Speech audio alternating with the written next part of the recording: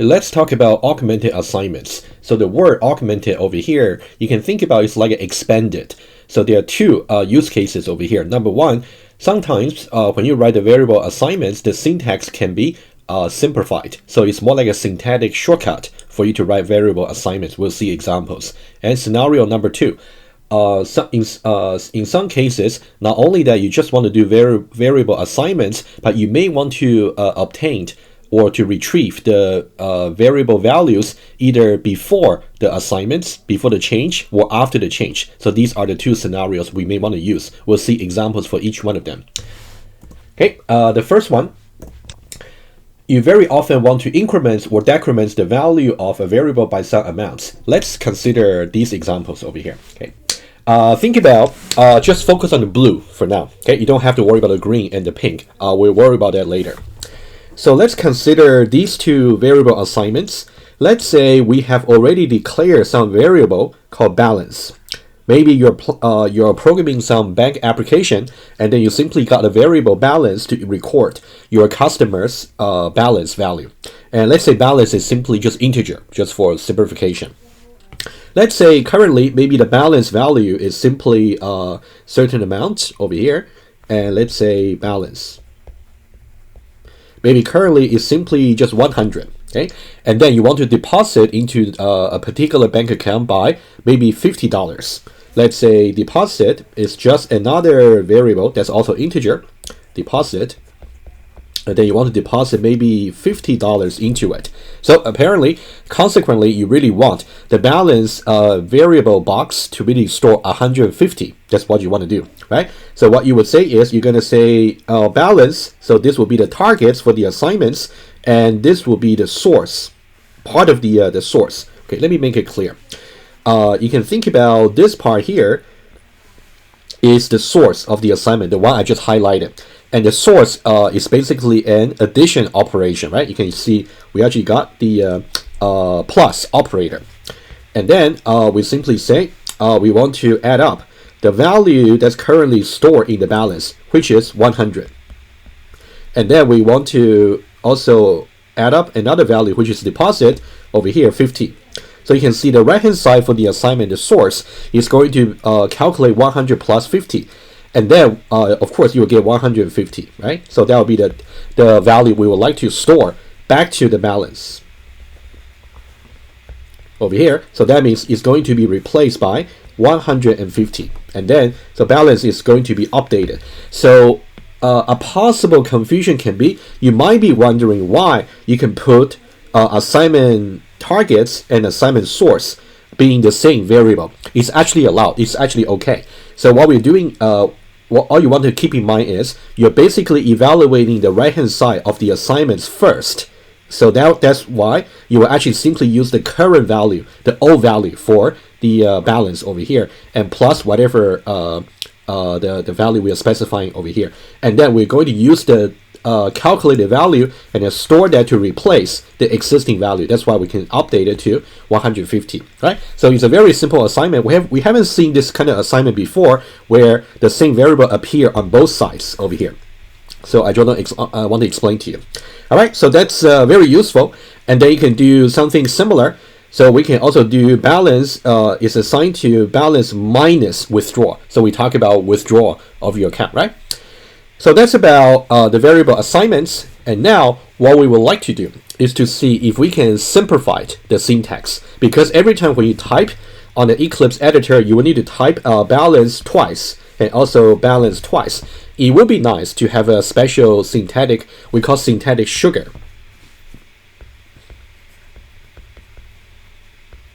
Syntactic sugar.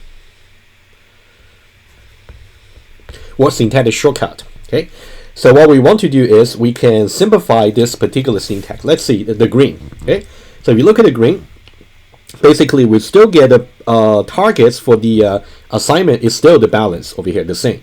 But now we would say plus equal, and then deposit. Basically, what we have omitted is this part here. You can think about this is the part that we have. Oh, let me just do it again.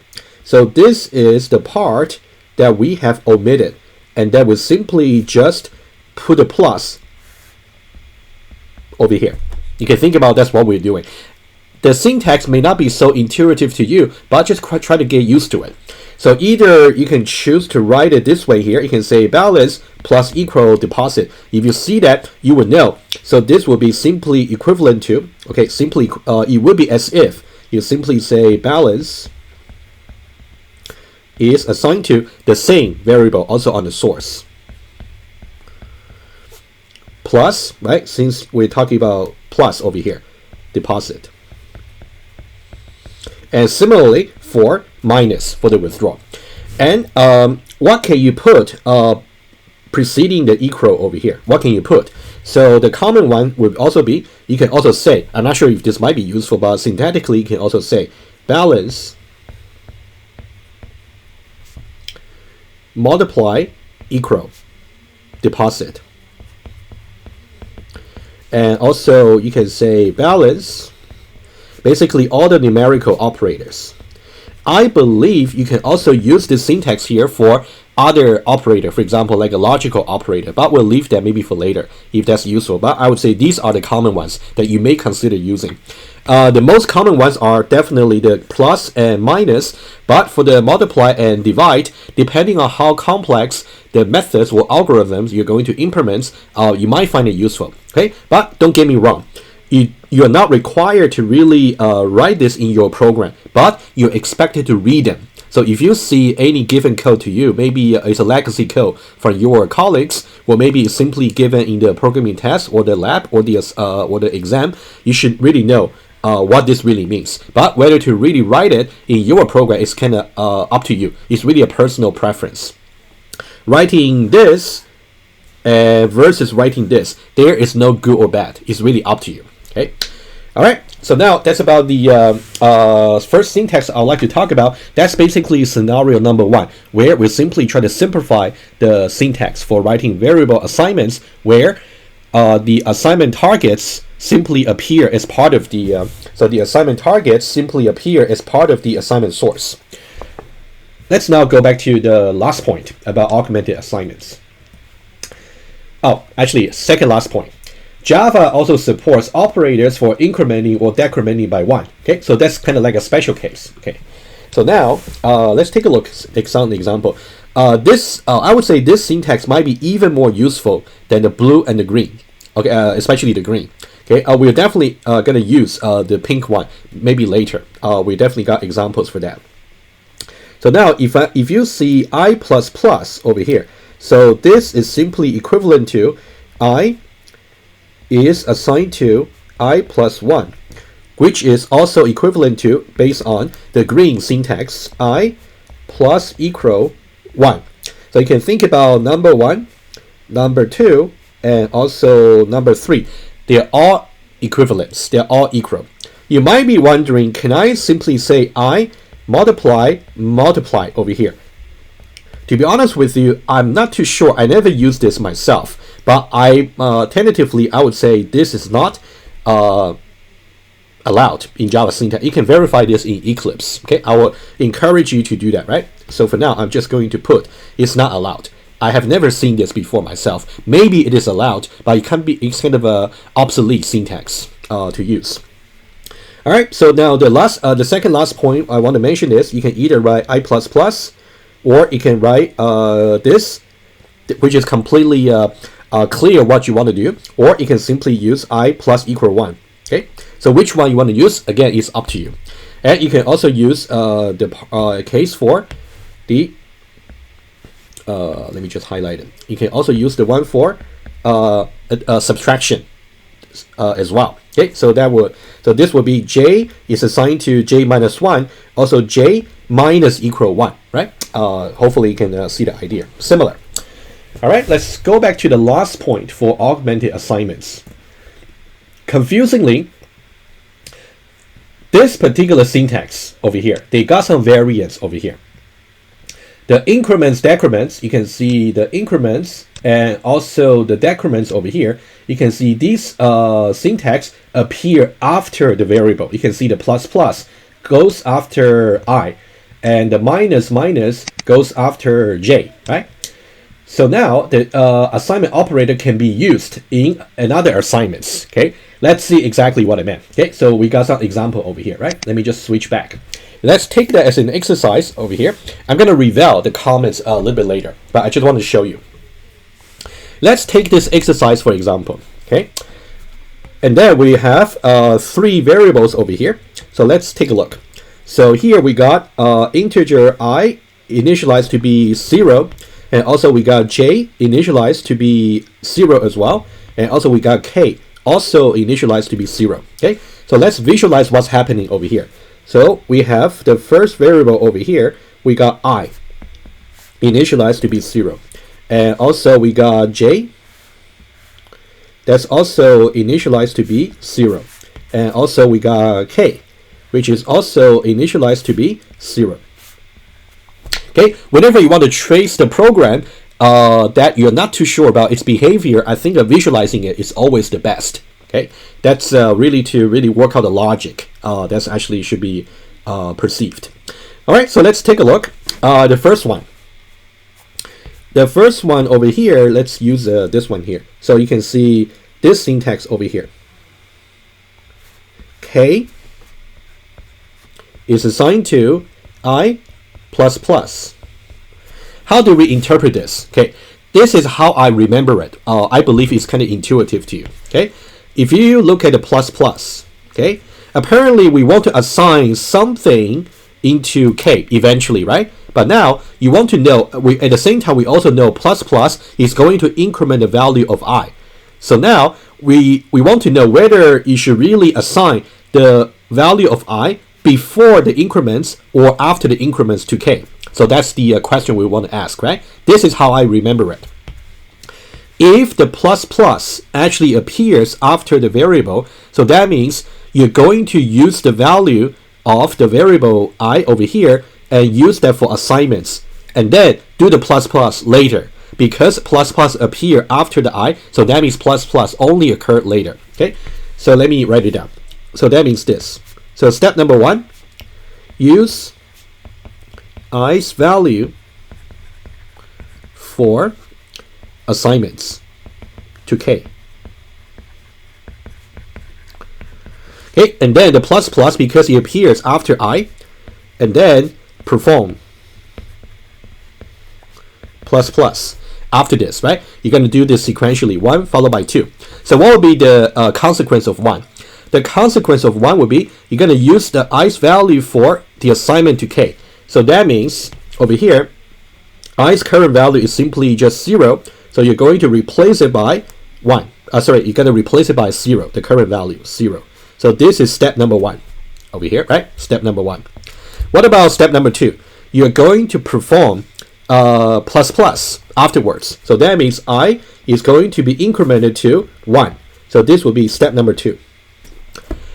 All right. So hopefully so far so good. So now again, the way to remember I recommend, which is intuitive, if the increment syntax over here appears after the variable, so that means you're only going to perform the increments after the current value of the variable has been used for the variable assignments. Okay, let's do something very similar.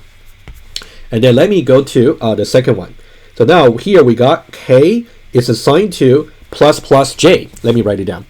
So now the second one will be k is assigned to plus plus j over here, right? So now if you take a look at here, so you can see the plus plus is actually occurring before the variable. So that means symmetrically we are only going to use the value of j, and then put it this way. Since the plus plus actually appears before the variable, so that means we're going to perform the plus plus first, and then we're going to assign the value of j into k. Okay, so kind of the opposite, because you can see the order of the plus plus over here is the opposite. One is before, the other one is after, right? So let me write it down here just to be complete. So let me say step number 3, right? So you can get 1, 2, 3, 4. Step number 3, we're going to perform plus plus. Okay, because plus plus appears before. And step number 4, we're going to use j's new value for assignments to K. Okay, assignments to K, right? You can see 3 and 4. Let's try to see exactly how this is going to happen. So for number 3 over here, we're actually going to perform plus plus. We're going to perform the plus plus for J. So that means J's value is going to be incremented from 0 to 1. Okay, and then we're going to use J's new value for assignment to K. So that means J's new value is now going to be 1. Oh, by the way, this is 3, right? 3 is going to be performing the plus plus on J. And then for number 4, we're going to use J's new value, which is 1 over here, and then going to assign that to K. Okay, so now we're going to copy 1 over here, and then assign that to K. So this will be 1. So this is step number 4. So these are the 4 steps for really illustrating exactly how the plus plus can work. Either the plus plus over here can appear after the variable, or it can appear before the variable. Let me summarize once more. Okay, when the plus plus appear after the variable, you're going to perform the plus plus after the variable have been used for the variable assignments. Okay, when the plus plus appears before the variable, that means we're going to perform plus plus first, and then use the updated value for the variable for the assignments, right? So these are the 2 different positions for the plus plus. Okay, so that's something you are expected to know. And then if you reveal over here, you will simply get the description over here. Okay, but I already illustrated to you visually. Hopefully, if you study together again, it's not too bad. All right, so let's now go back to the slides. We finished discussing augmented assignments. Is a very common syntax for Java programmers to use. So for you, even though you're new to it, so the best way to learn would be get used to it, learn the syntax, and try to apply that in your programs and get the most out of it. Next topic would be escape sequences. An escape sequence denotes a single character, a special character. So this topic here is not that intellectually interesting. However, people also use this very often, especially you want to output some special character to somebody else, maybe to the console.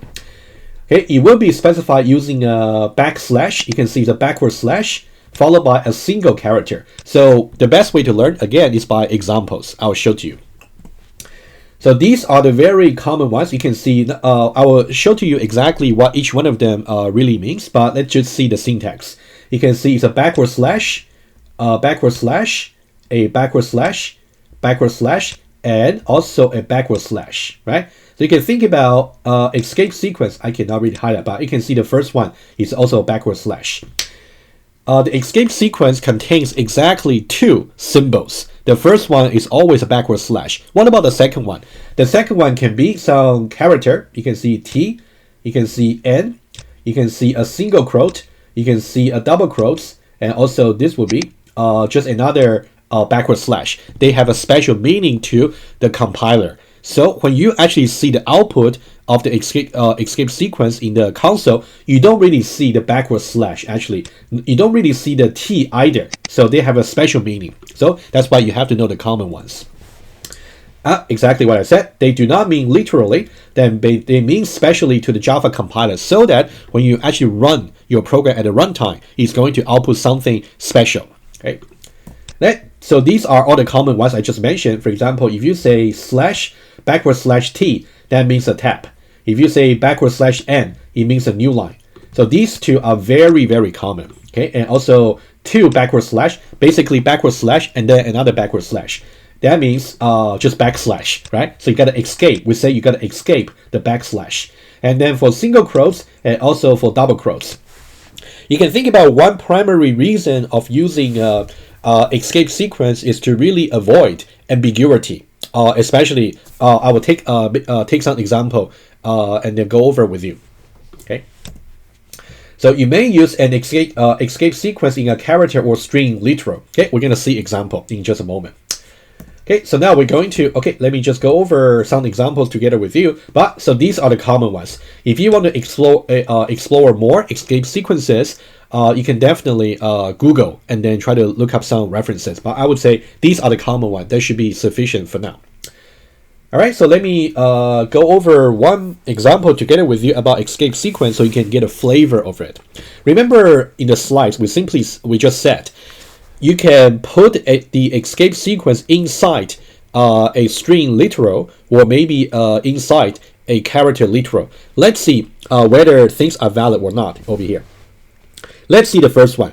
You can see for all of them, you can see we try to put something inside some character literal, put something inside the character literal, put something inside the character literal, and also we try to put something inside a string literal, and also string literal, and also string literal, right? I just want to make things clear about what the example are supposed to illustrate. So let's see the first one. What we are putting inside the character literal is only a single quotes, right? So now, would this be valid or not? Okay, it turns out this is actually invalid. The reason is, well, let me just show you what you will see in the slides. We'll say that's invalid. You will need to escape, which means you're gonna do something like the number 2 would do. You gotta escape the single quote over here by using backward slash. But let's try to understand why you will need it. Let me give you some intuition. Imagine that the compiler is trying to so-called parse. It's going to try to analyze whatever you're writing over here. So when the compiler sees the very first quote, it knows that it is going to be the beginning of the character literal.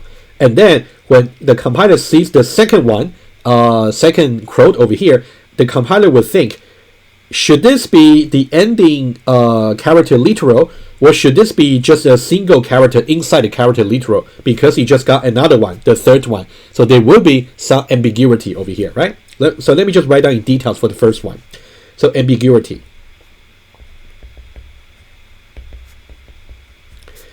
So either the second quote denotes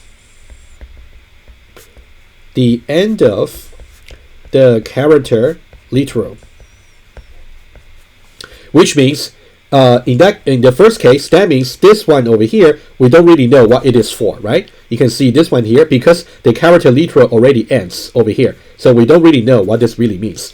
Okay, and second over here, the second character literal over here denotes the contents of the character literal, which means it's going to be the content. So this will be beginning, this will be the end. Either way is actually possible. So that's why we said it's ambiguous. So that's why compiler wouldn't allow you to do that. So in order for you to specify precisely, you have to escape it. You gotta say backward slash, and then the character literal. The single quote, in order to really enclose that within the character literal. Okay, so that's why the second one will be valid. Okay, if you understand the very first two, and then now you should be okay. Let's now do the rest very quickly. So now, should this be valid? Well, think about if that would cause any ambiguity. This will be the start of the character literal. Can we get confused about whether this should be an ending of the character literal? No, because there's a double quote, right? So this will be okay, right? This will be valid. No need to escape. Simply because over here, this will be the beginning, this will be the end of the character literal. And this is simply just a different character. In that case, we don't have to worry about ambiguity. And now, what about this one over here? This one over here, can we cause any ambiguity? The answer is yes. So should this double quote over here, should it be the end of the string literal, or should it be the contents of the string literal? Again, we got ambiguity, right? Very similar to case number 1 that we just talked about over here. Very similar. Okay, so this is invalid. We will need to escape, right? And the solution will be the fix is exactly what the second one, this one is, the following one is really trying to do. So here we got the beginning, we got the end of the string literal, and then we want this to be the contents. So that's why we are using backward slash to escape it, right? So this is correct. As I said, it's kind of tedious to really analyze this, but that's something you will have to attend to. Every detail has to be attended to by a good programmer. All right, so now next one. Should this be okay? Well, it seems to be okay, right? Because beginning and end of the string literal, and this is just a different character, so there will be no possibility for ambiguity. So that's okay. Valid. No need to escape. All right, so try to study these examples carefully to really see why and why not you might need to escape in cases. Okay. So last one over here. So this is a valid one. So this is valid. Okay, this is valid. But you want to see exactly what the output should be. Okay, so let's just talk about this one specifically. Imagine that this is the console. Okay, and what would be the output from this specifically? Okay, think about this is the first line, right? First line, and then we're going to first of all, you can think about this like a hitting enter, new line. So we go. Let me try to do some annotation here. Think about this is the first line. This is second line, third line, and etc. Okay, so the output is gonna be, I'm gonna use green. So we have a new line. So that means we're gonna start from over here, and then we have a tab. So that means we're going to have depending on how large the tab is set by your system. Let's say this is a tab. Okay, this is a tab, and then we're going to have a quote. Okay, so that's basically what the output should be. We have a line, new line, we have a tab, and then followed by a quote over here. You can try it out in your Eclipse, and then just to maybe try many other possible escape sequence combinations, just to verify that you have understood the syntax correctly. Okay, let me go back. So that's the example we just went over in details. Okay, escape sequences.